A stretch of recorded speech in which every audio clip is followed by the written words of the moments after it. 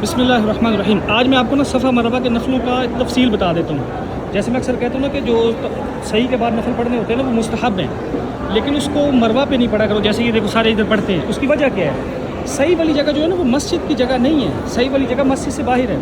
آگے لوگ کوشچن کرتے ہیں کہ ہم نماز بھی تو پڑھتے ہیں، تو یاد رکھو نماز تو ہم کہیں بھی پڑھ سکتے ہیں نا جماعت کے ساتھ، جتنی لمبی صفحے بن جائے، جہاں تک بے شک روڈ بھی ہو۔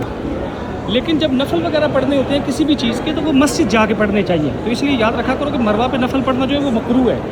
نفل پڑھنے ہیں تو پھر مسجد جاؤ، اور یہ نفل پڑھنا لازم بھی نہیں ہے۔ طواف کے بعد جو نفل ہیں وہ لازم ہے، وہ واجب ہیں، ان کو لازم پڑھنا ہے۔ اور جو مربع پہ نفل ہیں یہ مستحب ہیں، پسندیدہ، اگر کوئی پڑھے تو اچھی بات ہے، لیکن یہ مربع پر نہیں پڑھنے مسجد جا کے ہیں۔ یہ مسئلہ سارے یاد رکھیے گا۔